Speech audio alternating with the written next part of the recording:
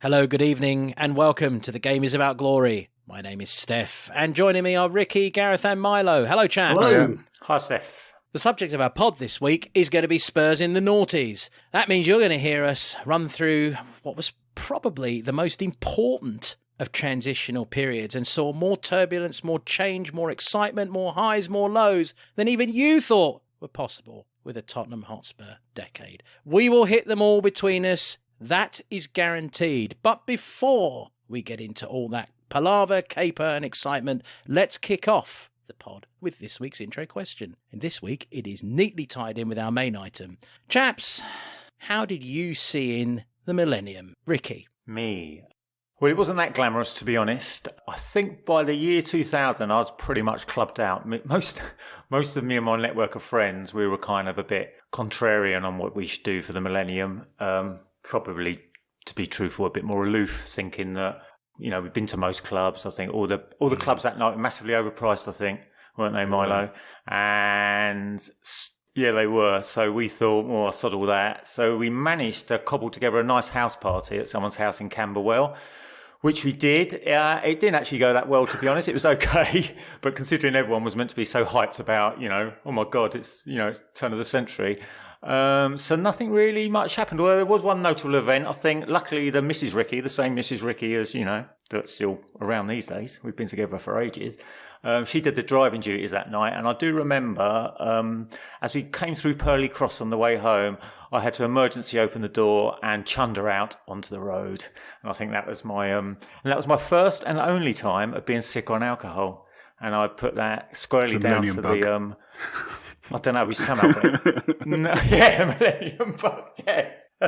So I think we got into some kind of serious tequila action and, you know, that never goes well. I just hope that our international listeners, whenever Ricky answers these seemingly mundane questions with extraordinary detail, I hope they're writing down all the places and going to their Google Maps and just plotting the journeys, because I think they are the most brilliantly English of journeys, Ricky, and they resonate so clearly. They've got wonderful detail, and I can see the chunder flying out of your mouth as you describe the moment. So thank you for that. Wonderful. Milo, I saw you giggling at how clubs are overpriced. Is this because you were one of the DJs fleecing people with a Millennium DJ? No, I didn't work that gig, night. Perhaps. I'm not a big fan of New Year's Eve. I mean, I've DJed on New Year's Eve plenty of times, but I'd rather work than be in a club on New Year's Eve. It's amateur night. It's when all the people who don't go out the rest of the year go out, and Millennium was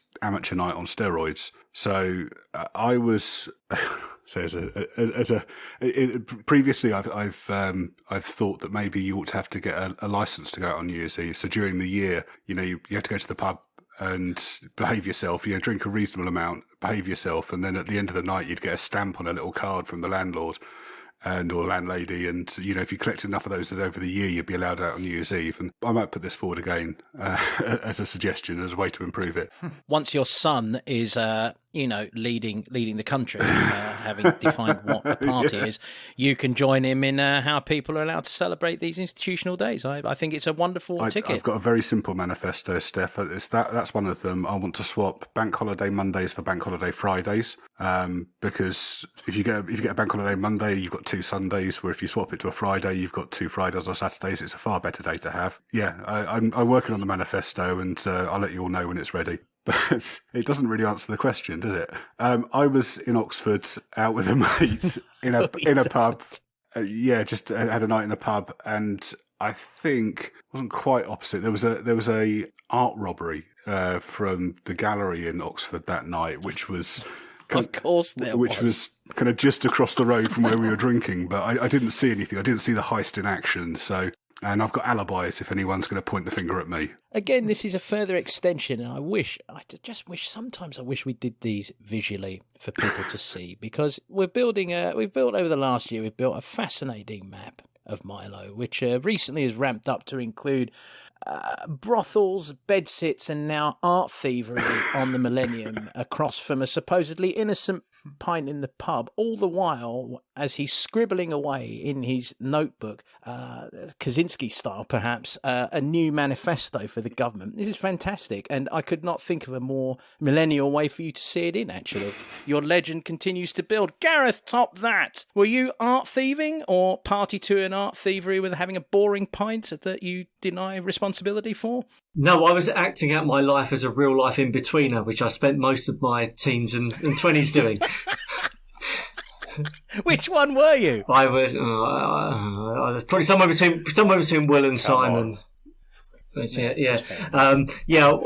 As we all were, right? But we all wished there was a bit more Jay in us because he was such an amusing knob. Yeah. But we all knew a Jay. So I was at a mate's house around the corner from ours when it sort of dawned on us about 10:30 that there were about 15 of us there and there weren't any girls there at all. So sort of a splinter group of us decided what we would do is we would walk 2 miles up a very steep hill to where my mate's sister and her friends were spending New Year's Eve at another set of friends' houses. So we went up there and then had to run down the hill to get back again for actually the countdown to Millennium. Although we did bring down, but my mate's sister and her friends did come down as well with us. I obviously didn't talk to any of them, but we did bring them back. So there were girls in the same postcode as us. Just madness. So it was an absolute madness of Jack and Jilling it up the hill and running down again at high speed, right? It was more, it was Jack and Jack running up the hill. The madness that you went through in the Millennium. Mine sits somewhere in the middle of everyone's, I think. We lived, at that time, my wife and I, in a part of San Francisco that was called Potrero Hill. It's approximately 5 miles from Fisherman's Wharf, or the Warder, out that way. We decided to basically start walking at around 4 or 5 o'clock in the afternoon and just casually walk there's a main sort of way you could go and just grab cocktails along the way and make our way there for the fireworks show at midnight. And we achieved it. We got there, in time and sufficiently lubricated, but not, chundering, if you will. But I do remember on the bus ride back, one direct bus, which was packed, there was a man who just kept on screaming, "Let's party like it's 1999! Let's party like it's 1999!" He just kept on yelling it over and over.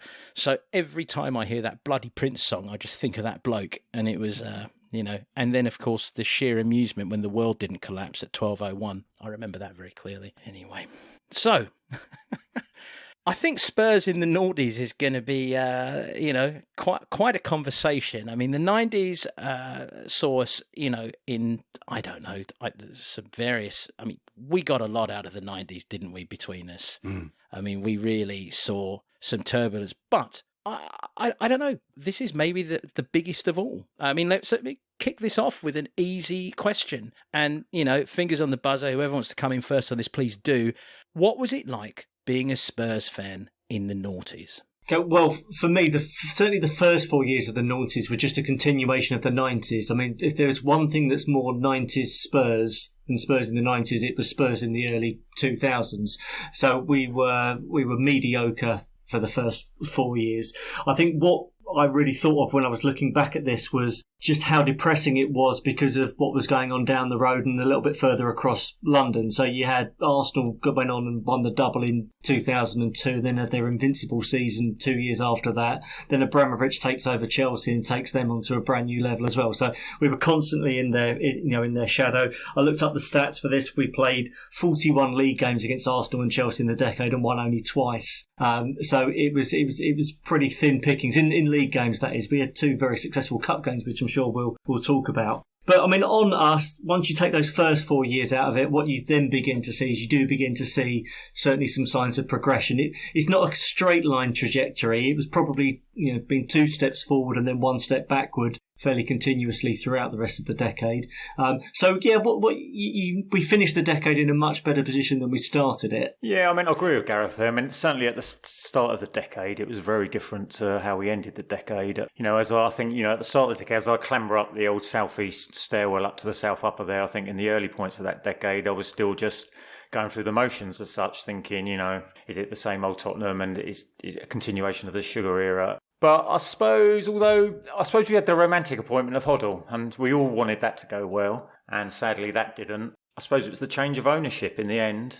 We're getting rid of replacing Sugar that brought in the current owners that are still around now, obviously, that would see a step change and, as Gareth says, two steps forward, one step You've back. hit the centre of the question here, which I think is very important to restate. I mean, you said that you felt somewhat like it was going through the motions at the beginning. So let's just focus on that as an emotion and really zero in. So it starts there. How do you feel that emotion changes? Because we're going to get into the details behind the emotions, but how did that emotion change, or did it, as you went through the noughties? Of course, it feels like Groundhog Day when you're going, and every season we finished 10th, we finished 11th. I think the biggest change was the Martin Yeo era, basically, and I think that was more not just down to us making progress. I think that was down to Big Martin being a lovely bloke, and that connection came with the supporters, and that was everything, I think, at that time. And of course, we were then playing better as well. What it was like being a Spurs fan in the noughties for me: turbulent, emotional, in the sense of up and down. You never knew where you were. And then it suddenly hit a period where I actually trusted my positive trajectory. Now, as you all know, I carry the glass half full approach, to everything, including Spurs. And it, up until I think 2005, I wondered if I was on the same boat as all of you, flogging a dead horse. But I did feel that as the trajectory from 2005 went, I started to trust it. So by the end of the noughties, it was pretty cool being a Spurs fan, because you felt you're at the dawning of something big again. And Milo, bring us home with your thoughts on what it was to be a Spurs fan in the noughties. So it's probably my favourite period of kind of going to games. I had quite a big friendship group that used to go to games every week, and kind of as time's gone on, people have got married or had kids or moved away, or work commitments mean they can't do it as much, so that kind of group started falling to pieces. So a lot of my fondness for this period is tied up with a group of mates that I'd see every other week, and we'd have a few beers before the game and then meet up after the game and talk about it and all of that. And it was quite a good period for that to happen, because as Ricky was saying, at the beginning of the decade, or as Gareth said as well, it was almost like an extension of the 90s. So for a lot of that period, actually going to the game itself was probably the least important part of the day, and chatting with your mates was the bit that I really enjoyed. And then as the decade went on, kind of our expectations grew and how we were playing improved. What you're expecting to get out of the game changed. By the kind of middle of the decade, or towards the end of the decade, I was going along expecting us to win games, which the reverse was the case for those first few years, first 4 or 5 years of that decade. Yeah, I think we're all saying the same thing. Let me then go back to 2001 and let's start at the beginning, as we should here, of the noughties. In 2001, ENIC bought a controlling stake in Spurs from Alan Sugar, and Levy became chairman of the club. That is Daniel Levy, just in case there was any doubt. I suppose we should think about how much of this discussion of the noughties is actually a discussion about their respective stewardships of the club and the changes that did come about under Daniel in how the club was run. I mean, is that essentially what we're talking about when we talk about Spurs in the noughties? Yeah, I mean, I think so. Again, repeating what we've just said, I think the first few years of that, I mean, I would put that up until kind of Hoddle's sacking and Pleat's period as caretaker was an extension of how the club was run in the 90s. And I think it was at that point with, after that, with the appointment of Arneson, Santini briefly, but Yeo was really the changing point. And I think if you look at our kind of league finishes over the decade, that kind of bears that out. So we've got, it's 12th, 9th, 10th, 14th, 9th in Yoel's first, the half season, and then 5th, 11th under Ramos, 8th and 4th. So our average league finishes in the first half of the decade is 10.8, and our average league finish in the second half of the decade is 6.6. I'm going to use that run of placings that you've put for my next lottery entry. I think we should see how that goes. And I just thought it had a nice ring about it, especially towards the end. You make a good point. If you look at that Ramos season, he focused on the cup, didn't he, rather than the league, and he was playing second strings in the league. There's even an excuse there in terms of why that league finish was lower. Yeah, I was just going to say with Enoch, I think Daniel tried it's the third time he tried to buy us, I think, or at least offer Sugar the money that he wanted for his shares. So they were obviously keen to do it. And I was thinking, I mean, we can never, obviously we look back and we're very critical of Sugar, and I think that was because from an ambition point of view. But, he saved us from Bob Maxwell and he saved all that thing, so he steadied the ship. And I was thinking, it's probably a comparison there with Levy and Sugar, and also Scholar before. I think Levy might be a bit of and ENIC themselves might be a bit of a mix of Sugar and Scholar. Like, Scholar was a visionary, but couldn't control the finances and we got in trouble. And then Sugar, no ambition, but could control the finances. So maybe Levy's ended up being a bit of a mix of that. And he had the foresight with Arneson and the director of football Patton and all that kind of thing, which I think's probably served us well early there. I agree. I would add the caveat to that is that Levy has ended up as being a mixture of the two, possibly by virtue of his own somewhat thin skin when it comes to criticism. He does react in the end, but I wouldn't say he necessarily is an Irving Scholar from the start in anything that we move forward to do. He's still firmly in the sort of pragmatic business zone, which is not a criticism, it's an observation. I think really we were playing, most of this decade is us playing catch up after the Sugar years, because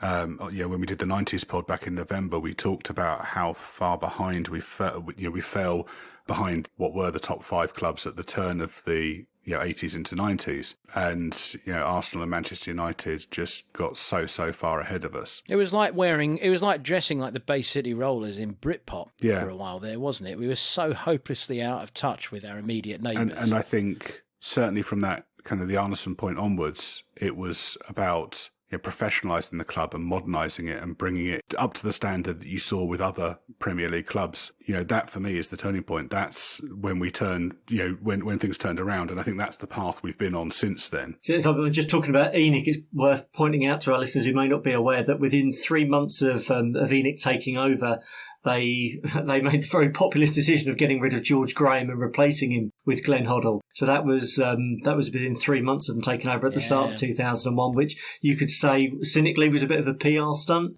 I've got to say, since then, I don't think ENIC have existed for publicity stunts, but certainly it was a way of trying to get the fans on side and trying to make them say, look, we're different from the previous ownership here. We understand the history and the heritage of the club. You make an excellent point there, because I remember, and I think we should probably remind our listeners that David Buckler was the one who was was he not the chairman at the time before Daniel took the chair? He was the short-term chairman, was he not, when they first came in? Yeah. It should be recalled that we beat West Ham 3-2 in a quarter-final at Upton Park, and man in the raincoat certainly was carrying the mojo, and everyone felt that who better to beat his former love than him. And I do remember there was logic to it, but you didn't want it to happen. In a sense, we almost ended up with the same sort of decision when Mourinho was sacked, if you think about it. But I distinctly remember looking during the semi-final or before it at Old Trafford and seeing Gorman and Hoddle and Houghton all walking out together as a trio. And I remember thinking,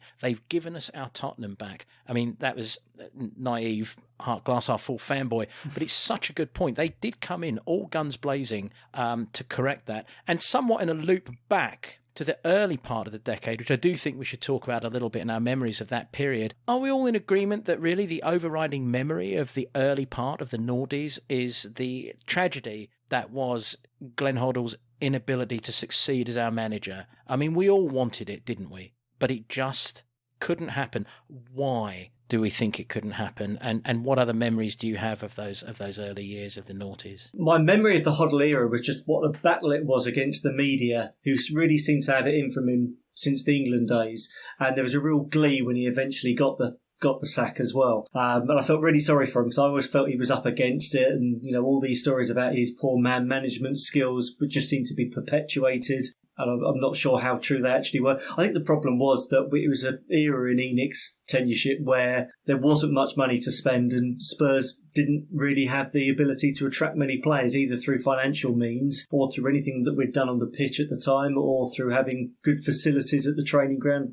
We were signing, it was either a mixture of young players, which were good, who maybe weren't quite ready for the first team, or we were signing cheap players, Simovic, Bunjevcevic, Gus Poyet is a 35-year-old, Teddy Sheringham is a 36-year-old on the free. I mean, Ziege was a good player for us, but again, we were signing a player in the autumn of his career. So I think Hoddle was trying to work with the best he had, but really it was nowhere near the level that we needed to get to top 6, which at the time was very much the holy grail for us. When I was looking at Hoddle's record, they gave him a very fair crack of the whip, but it came clear we was making no progress year on year. And I think, was it his last season? I think, though, on that last season, that was the year we bought Postiga, Samora, Canute and Defoe. Maybe that was a sign that we were going to spend money, we were going to back him. I mean, we'd never sign four strikers in a window now, would we? We'd never get one. But by that September, I think he'd gone. He'd had such a terrible start to that season. We just couldn't give him any more time. And maybe, I'm not sure if he gave him too much time, but I think it's just a romantic story. I mean, he's such a club legend on the field. And all of us would have wanted it to work off the field as our manager. It would have been a perfect thing. Alas, it was not to be. It was a really painful end. I think he was given more time than he should have been. I think the summer 2003 would have been the time to have got rid of him. That, if I remember the 2002-03 season, we actually started really well. We were top. I remember Sheringham scoring a last-minute penalty against Southampton. And it was the day we'd signed Robbie Keane. And we won 2-1 to go top of the league, albeit probably for 24 hours. But it went downhill very, very rapidly. And if you remember right at the end of that season, we finished off losing 5-1 up at Middlesbrough. And then we got beat 4-0 by Blackburn on the final day of the season. And fans were throwing season tickets on the pitch, which was a thing in the day when you used to have paper season ticket books. And that was probably the time to tell him. But it got really turgid, the football, at the second half of that season. Again, not entirely his fault. We were playing Teddy Sheringham and Gary Doherty up front for a large part of the second half of that season. We really had no centre forward. And they did splash the cash. So we got Canute in, who looked brilliant for about 3 months, didn't he? We got Postiga in, and it never quite worked for him. And I guess Zamora was another example of us buying a young upcoming player. And again, it didn't really work out for him in the end. But yeah, he needed a really good start to that season, having finished off 2003 so badly, and then we had that awful start which culminated in getting tonked at home by Southampton, who of course hated us because we took him off in the first instance. And at that point he was gone, unfortunately.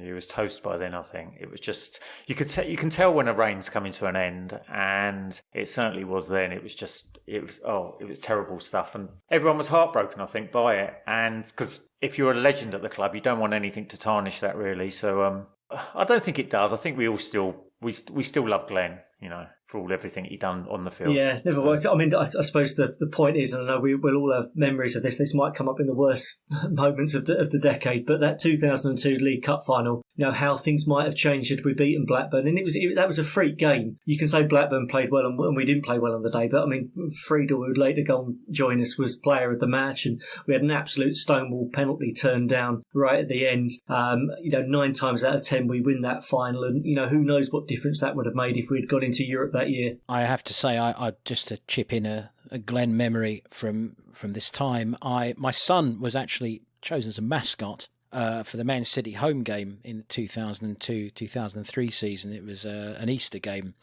featuring the Might of Toda player, who will probably not get mentioned again on any podcast, actually, let alone this one. Yeah, Zach, as I must say, he scored several goals on Casey Keller, just for the record. But what was significant about that day to me was I met Glenn, and he was lovely. He was everything I hoped, he would be. But he grasped my hand and he actually said to me, "I hope you've brought us good luck today." And it was such an odd thing to hear from from a hero of mine and one of the greatest players to ever play the game, and someone who I genuinely thought was going to turn out to be a wonderful manager for us, despite all the evidence to the contrary at that point, for a variety of reasons that you've all been discussing. It just struck me as, wow, this really may not work. I can't put my finger on why, but just I think the way he said it, I don't know, it was strange. And I started to slowly realise this is not going to happen. And I have to say it was one of the most disastrous performances. And that final year, and I'm getting one of my worst moments. Yeah, it was a 2-0 game. Yeah, Zach hadn't even walked off the pitch and Man City had gone 1-up. And some bloke screamed from the stands at him, not knowing I was his dad. He goes, "You better get back out there, son. You're the only one who's in the net in a Spurs shirt today." I mean, it was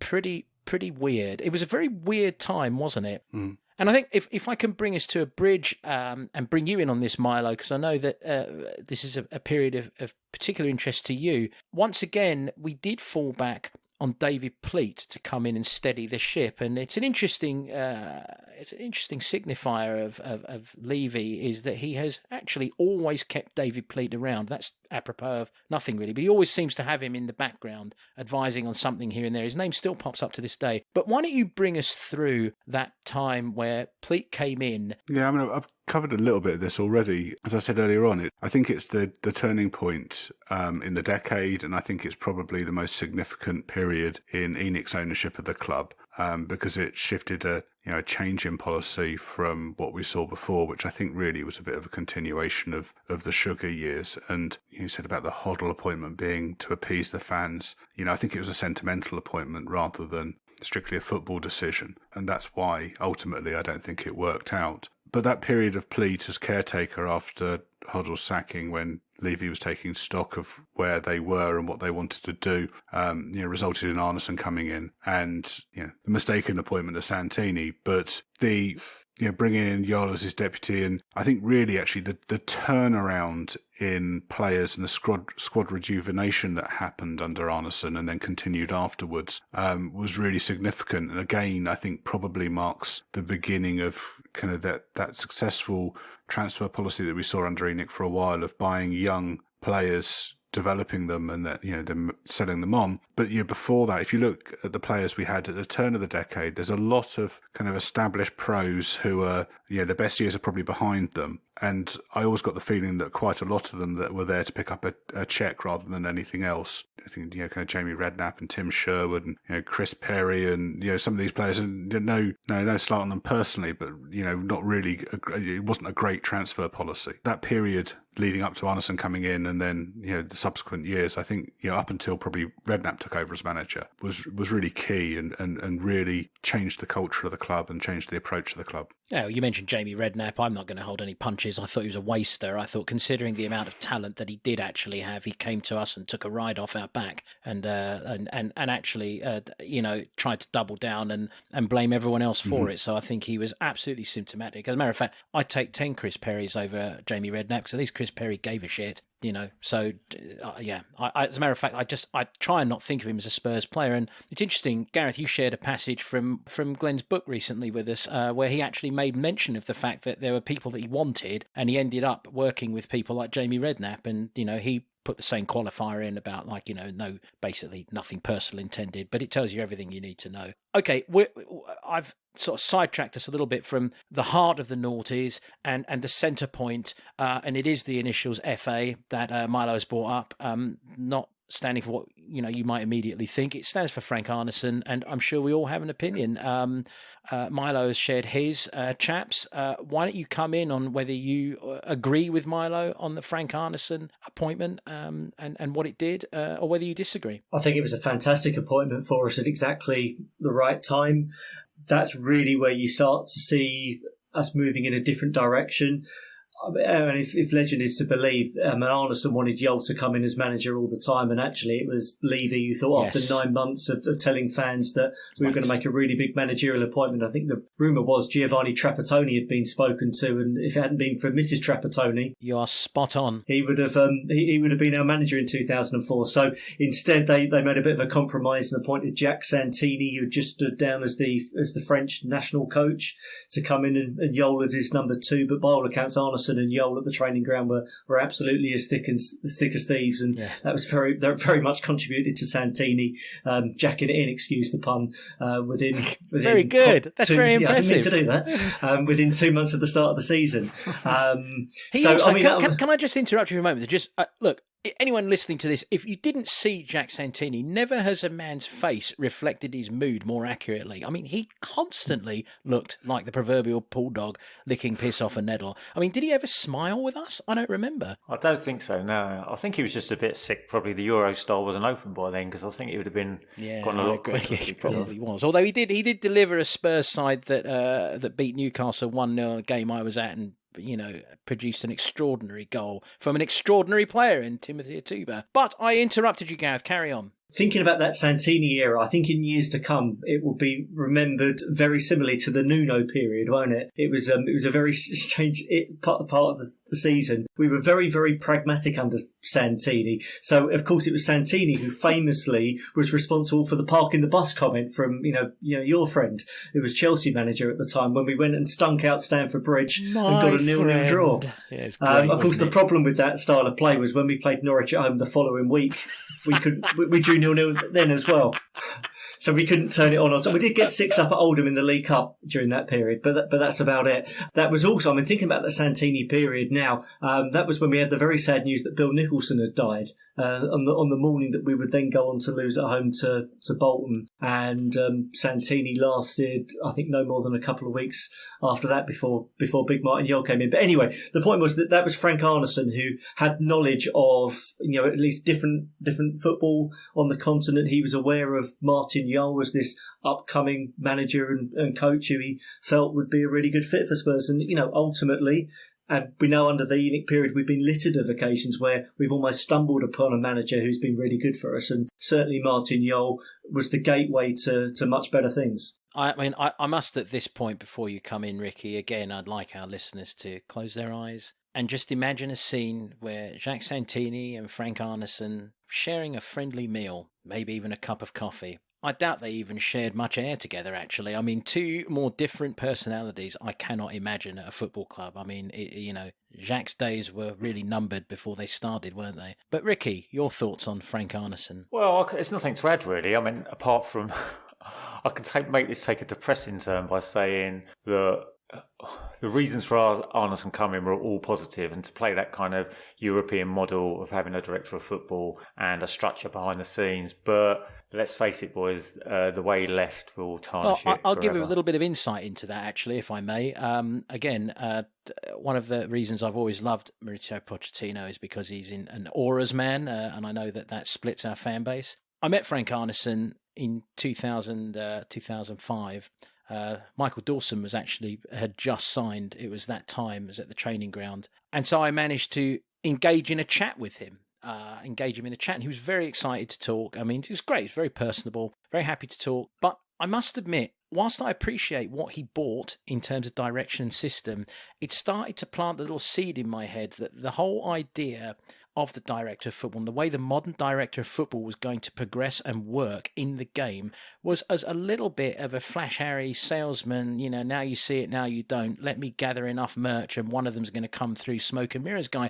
And he actually did turn around and say to me bluntly, you sign a whole bunch of young players that you've got your scouts out, you sign them and you throw them at the wall and you see which ones stick and you see which ones slide down. And I never forget him because he made it sound like these were balls of mud that would hit a wall, and the ones that slid you didn't pay any attention to, and the ones that stuck you did. Now, it's a graphic way of putting it, and I certainly don't think it reflects his incredible enthusiasm and love for football, and I do not want to suggest that it does. It doesn't. But what it did suggest is that this new model was definitely about gathering as much youth as you could and owning it so as you could see what worked. And I think it links very well with what he brought to Chelsea when they poached him and why he went there, the money, and he knew he would get. And ultimately, if you look at Chelsea's model, it's been all about that, as well as being able to buy the best. They established that model. So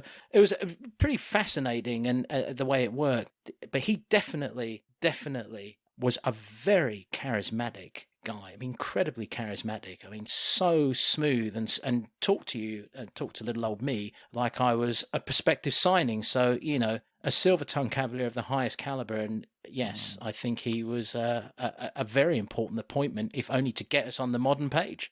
We have arrived at his particular choice of manager, which, as you quite rightly said, Gareth, and I believe was always Martin Yole. And I think he was always waiting to manoeuvre him into place and waiting for the right moment. And in Martin came. And so, look, let's not beat around the bush. I think we should probably just spend the next 5 minutes, each of us going around, just offering another quick appraisal of the mighty Martin Yole. Who wants to start the tributes? I've waxed lyrical about Big Martin a few times on this pod. I love him. He's of the ENIC era managers, him, Poch, and hopefully Conte are my favourites.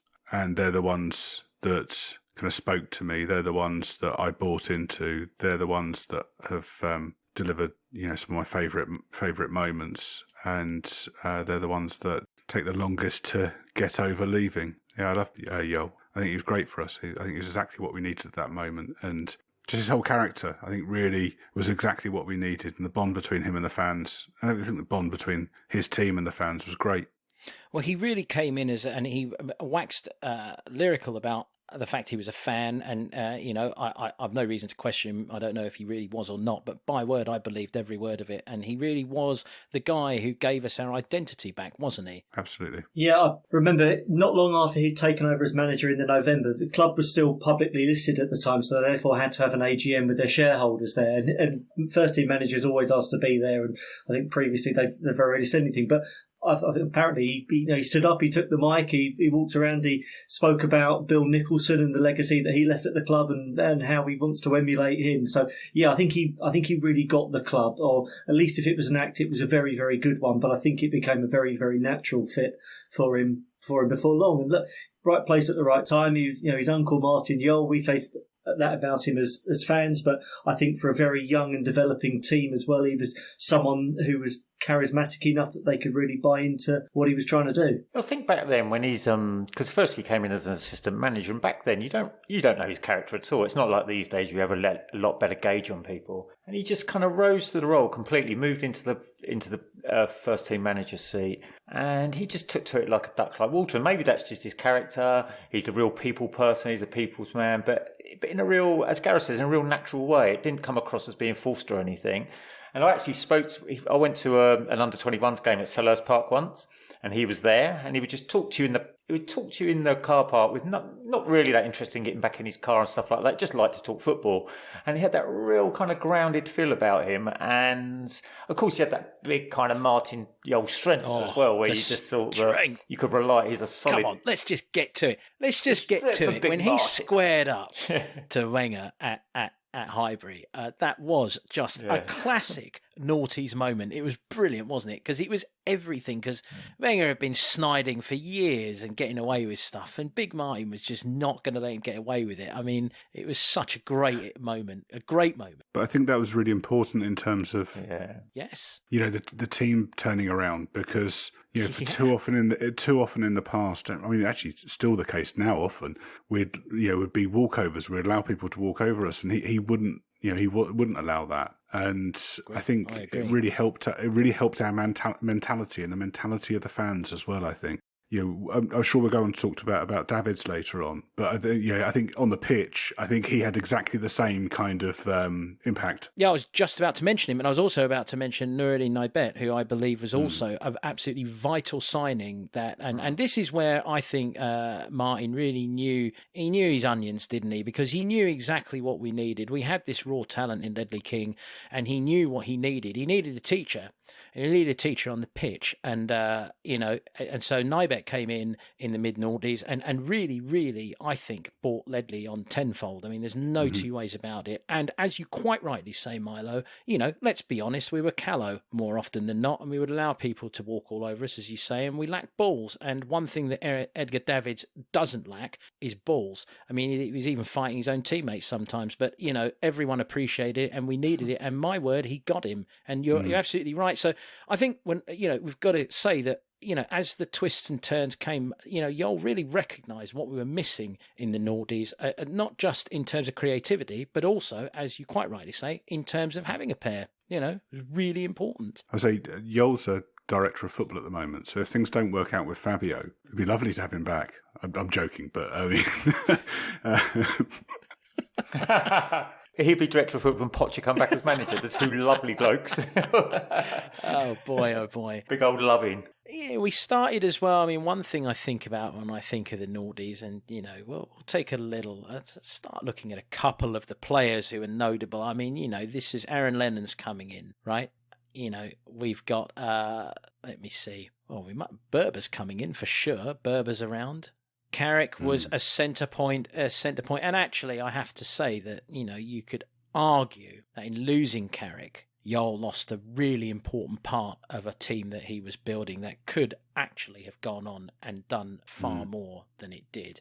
the other side of Martin Yole, which I do want to just throw out there briefly, is there were always rumours that whenever we went on a good run, he was in Daniel's ear looking for an extra few quid. And, the rumours never left that he talked to both Newcastle and Holland about their jobs while he was working with us. So there was another side to him, ruthlessly ambitious, one might say, and also looking to maximise his value. Hindsight tells me that, great, why shouldn't he, in a sense, because nobody else is going to do it for him.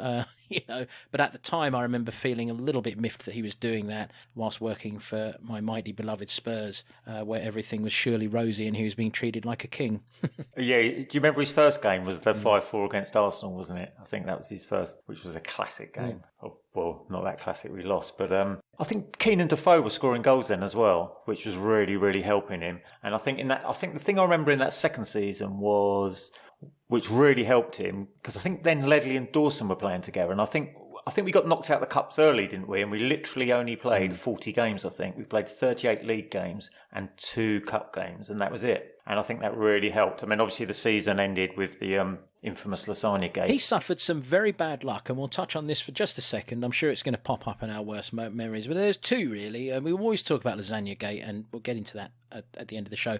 The other one that really, really sticks in the craw was the Pedro Mendes moment, which was absolutely shocking. I mean, it was beyond the pale. I mean, I've cracked this joke many times, but this is actually doubtless a fact. Ray Charles knew that ball was over the line. I mean, you didn't need sight to know. It was so obvious, and it cost Martin Yole in the previous year. I think it cost him dearly. It cost us, if I remember correctly, and Milo, I know I always get this passage wrong. I think it cost us European football that year, because that was the year we went to Middlesbrough needing to win to get into the UEFA Cup, and we did not. So I think that was the moment that we stalled. We got our progress has stalled under him. Let's bring this Yole era to a close. We're all going to have our thoughts on how it ended, but they're probably all going to be the same, right? It's a bit shoddy, wasn't it?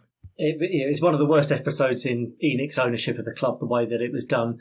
I mean, results-wise, there'd been a big thing in the summer of 2007. We'd finished 5th 2 years in a row. So we had the lasagna season. The following year, we were never really in the race for top 4, but we were pretty consistently the best team beyond that.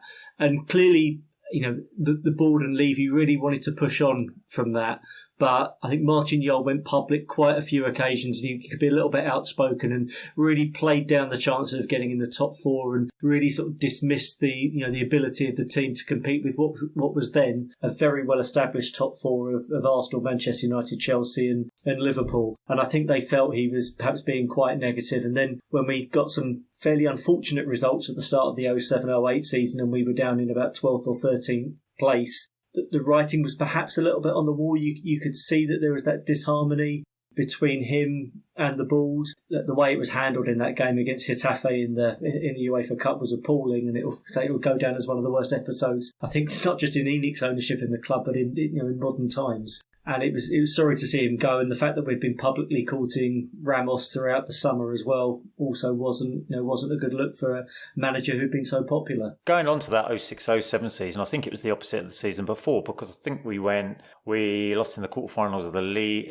FA Cup, we got to the semi-finals of the League Cup, we got to the quarterfinals of UEFA Cup. So games were thick and fast, and it was the opposite to the previous season. And sometimes I think if you go near and quite far in those cups, I think sometimes the team can become a bit like with Poch maybe, where you think we just can't quite go as far as we need to go, and that might affect the manager as well. And as Gareth said, that next season, it certainly didn't start well for him. Although we'd made some new signings and things, but and ironically, I think that the year before, I think that was in that Sevilla game, which was a classic UEFA Cup game we had with them. Unfortunately for Martin, I think the seeds were sown with the Ramos thing, because Sevilla were a lovely side. They were a very, very good side, and I think Levy fell in love with Ramos a bit through that, I think. So one day Ramos did come in. He was responsible for our last trophy win, League Cup final in 2008, 2-1 over Chelsea. It was great. He sacrificed the league basically to get that trophy, and then after that we fell off a cliff. Form-wise, he lost, I believe it was 52 or 54 goals in the summer with the departures of Keane and Berbatov, which would cripple any manager. But it most certainly knackered him. There were also rumours at that time that he was having some personal issues and difficulties at home. So off he went.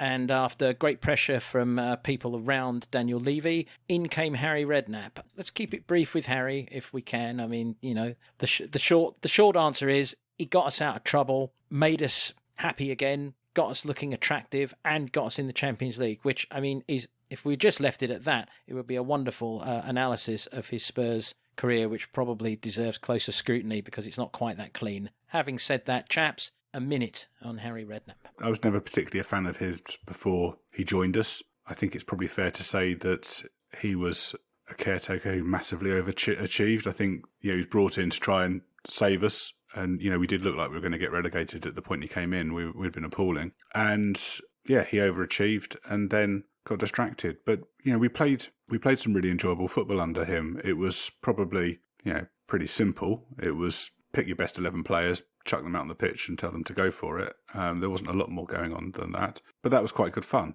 And he had some bloody good players to send out there and tell them to go and enjoy themselves. And I think, the other thing on Redknapp actually, probably quite apt considering, we're recording this on the evening of the 31st of January, is that first transfer window he had, the players he brought in at that point were exactly what we needed. And I think, as disparaging as I can be about Redknapp sometimes, I think, someone like Wilson Palacios, who, probably wasn't, on every fan's top of every fan's purchase list, was exactly what we needed. And he very, very quickly spotted what was wrong with the team and brought in players to rectify that. So yeah, it was good fun, and that Champions League run was fantastic. It's great, really good fun. Yeah, he also rung a tune out at Supercalifragilistic Roman Pavlichenko, which is I always thought a pretty great thing to be able to claim that you did, and he did. But anyway, carry on, chaps. I buck the trend really. I think I really like Harry Redknapp. I was a big fan of him before he joined us, and.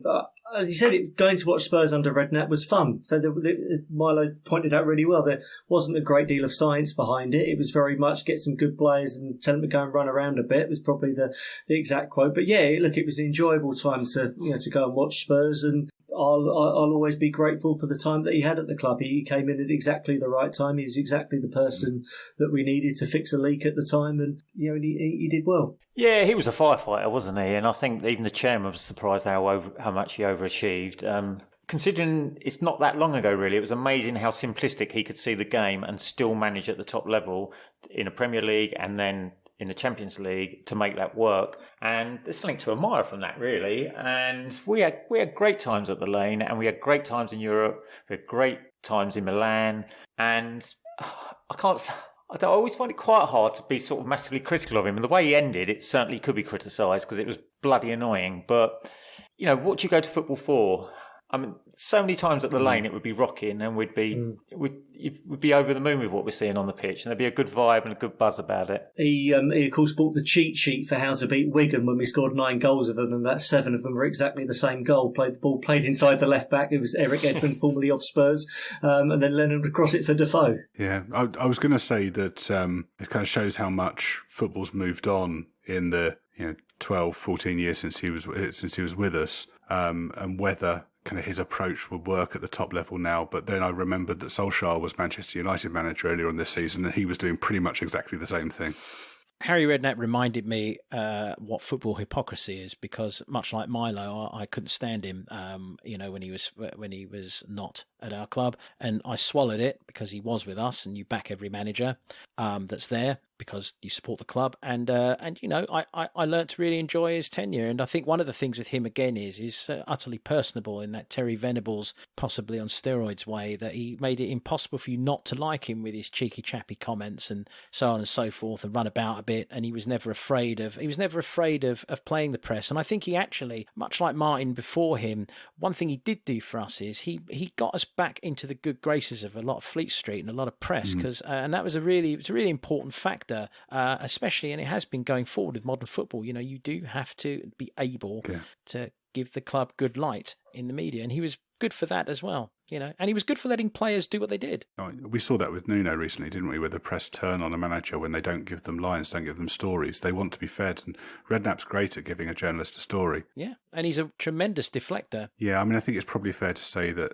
how loose-tongued he was probably didn't sit too well with with Levy in the top of the shop. It's not really how they like to do business. So it always felt like a marriage of convenience that probably wasn't going to last very long, and it was always on borrowed time from the very beginning. Well, the word was, and of course we could never corroborate this, that for the success that we achieved under Redknapp, it was a bit of a thorn in Daniel's side, because he wasn't quite expecting it, and he thought, well, we'll get the relegation expert to get us out, and then we can shuffle him on quickly, and I can get back in another of my sort of more progressive choices that I want to go to, because I am married to the idea of a director of football. It was most certainly a firefight appointment that ended up being a tenure, and I think that was of some surprise to Daniel Levy. But we did see out the noughties. We saw that decade out in the Champions League, and you have to give him credit for it. It was down to him, because as we remember, approaching that April, we got into the Champions League that season.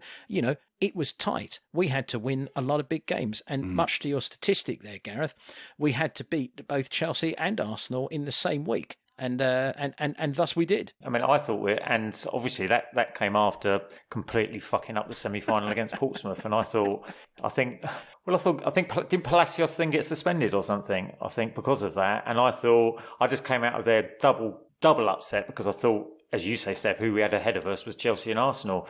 And once again, I don't know if this is down to Harry, I'm not sure, but he galvanised everyone. And I think he put Modric with Huddleston, I think, in the centre there. Yeah, and very good. We done it. Fair play. Hats off. Another more rocking nights at the Lane again. Unfortunately, lads, we don't have the time to engage in all the detailed memories of I mean, we'll get into the best moments of Crouch Fests and whatever else, and 4-4s at the Emirates and these galvanising moments in our history. But what we can do is we can look at a few. I'm going to ask you, when you look at the noughties, please consult your cheat sheets for this. You will need them. I hope you've done your homework. Give us a player or two that typify Spurs in the noughties for you. Okay, let me go. I'm gonna cheat by giving you my my best Spurs 11 of the decade, and there's a point to this, so indulge me here for a moment. So Robinson in goal, Steve Carr, Sol Campbell, Ledley King, Christian Ziege, Aaron Lennon, Luka Modric, Michael Carrick, David Ginola, Robbie Keane, Dimitar Berbatov with Defoe on the bench. That is a pretty good starting 11 that we had there. The tragedy is, though, that hardly any of those players played together in any sort of combination. So we went from Carrick being sold, then signing Berbatov, who came along for 2 years. The summer he was sold, Modric turned up. So those three never played together. So again, there's lots of good players, but they were never quite there all at the same time. For me, though, the decade is about Robbie Keane and Jermaine Defoe. They are pretty much the mainstays throughout there. Of course, they grab the headlines because they score goals, but Robbie Keane was a different type of player when we bought him. He developed into one of our best goal scorers of that era, and he definitely took us on an 11. And again, if you just indulge me for one more moment, this is a player who probably wouldn't get mentioned otherwise. You mentioned Toda earlier. Here's another name for you. At the old White Hart Lane, there was, this is when I used to work there, there was, in one of the lounges, there was a big board up there that showed you the list of every single Spurs player that went on to represent their country while they were registered with Tottenham Hotspur. So you got all the greats going back through the years, Jimmy Greaves, going all the way back through.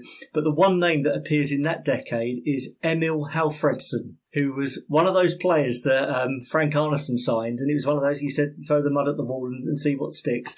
He was a young Icelandic player who was highly rated, never got into our first team, but whilst he was with Spurs, he made his debut for the Iceland national team, and therefore he sits on that wall of fame of international players. Dimitar Berbatov and Luka Modric are the beauty. I think Nuruddin Naibet and Edgar Davids were the necessity, and I think Michael Dawson was the heart. And Jermaine Defoe, I would put up there with him. And those would be the players that I think of the most when I think of the noughties, with special mention for that wonderful 6'7" maestro, Peter Crouch. I can't believe you haven't mentioned Ledley. Because I knew that you were going to, and I didn't want to take your name from you. If I'd mentioned Ledley, you would have said, I can't believe you said Ledley. I was going to say him. So you can thank me later. You had Ledley, Ricky. Yeah, I was going to say Ledley, give him a little mention, yeah. It's a joint So we've effort. actually gone from me supposedly being forgetful to you hogging everyone's number one choice. But anyway, let's carry on. The thing I loved about Ledley was not that he was a world-class defender, and that is what we would all dream about these days. He would make it into any team. It was just his sheer will to continue playing for us, really. The whole in the swimming pool all week, maybe turns up on Friday, does a little bit of an hour or two on the training field. Harry gives him like the old nod, does he get the nod back from Ledley? And then just rolls him out on a Saturday on the field and is man of the match again. And I just find that remarkable that a professional footballer of that level can continue on doing that. And he done it for us, and it's great that he's now ended up being an ambassador and all that as well, and we remember him fondly and we keep remembering him. That's a really great thing. Anything to add, Milo? I'll just chuck in Robbo as Paul Robinson as a quick end there. It was fun. I think I'll be touching on this probably in a minute on kind of highlights and lowlights of the decade. It was fun. I loved the relationship between him and the fans. The England's number one thing going on, and just it was fun during that period. And I was there when he scored against Ben Foster. Brilliant. Can I just quickly mention one more? And it was, and this is just so typical Spurs, where a player comes along and you just get hyped for him, and every week you're hoping he's going to play. And that was Milo. Just beat me to it, because I was going to throw in a couple of cultists. I mean, Milo, Benny is definitely one. Benny Asuakoto, absolutely. And Aurelio Gomez, who I absolutely adored. Even when he was gaffing, I adored him, and I still adore him, and I still love him. And the other thing... Go on.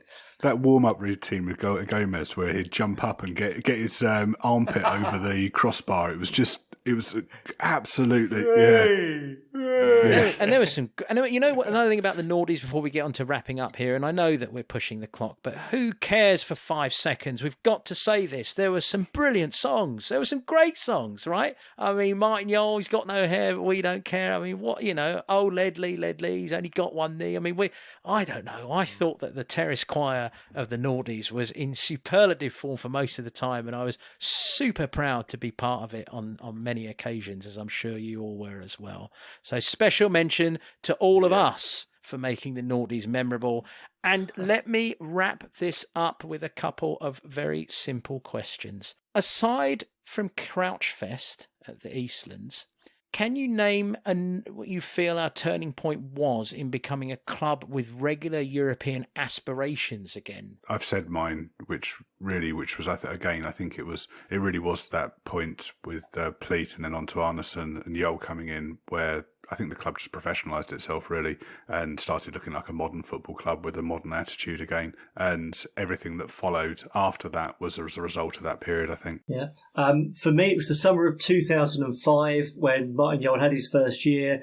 We signed Edgar Davids and we went and won the Peace Cup in Korea. And I say this with a smile on my face, because I know what people would be thinking about winning the Peace Cup. But we beat Lyon in the final of that competition, and you could start to see here that this was you were starting to see the hallmark of a Martin Yole team, and you're starting to see the footprint of a team that was slightly more about the collective rather than individual players. And the momentum from that, I think, rolled into that 2005-06 season, where had it not been for Lasagna, we'd have qualified for the Champions League. Yeah, I think with the regular finishes with Martin that he brought us, just took us into the UEFA Cup. But before that, we were just hoping that we were going to qualify through the Fair Play League, I think, wasn't we? Just grasping onto that straw every year. And I think it helps I think going back to the relationship between Martin and the fans, I think that really does help. The sense of belief just runs through the club. And I think, without being able to prove it scientifically, I think that might well give you some extra points every year. Yeah, I'm gonna double up, or half double up with Gareth. I think signing Edgar Davids was the moment that we became a club with proper European aspirations. We had signed who I consider to be an absolute world beater of his type, and a man who refused to. He wasn't going to punt about waiting for the fair play rules to come in. He wanted to kick us across the line, quite literally sometimes, to being a European club, and I felt it was a real signal that we were moving forward. And much like we do positive, one negative, I'm going to try and restrict you to giving us, your best moment of the noughties and your worst moment of the noughties in 30 seconds. And if in that 30 seconds you could squeeze in more, go for it. Who wants to take on this time challenge? I'll go first. So I've spent most of the pod talking about it. My high point was the run-in in 05-06 when we first qualified for Europe through the league since the first time since the 80s, and ignoring the Sanya Gate and kind of the bittersweet end to it. During that run-in, so there was a confidence about us that we were going to do it. And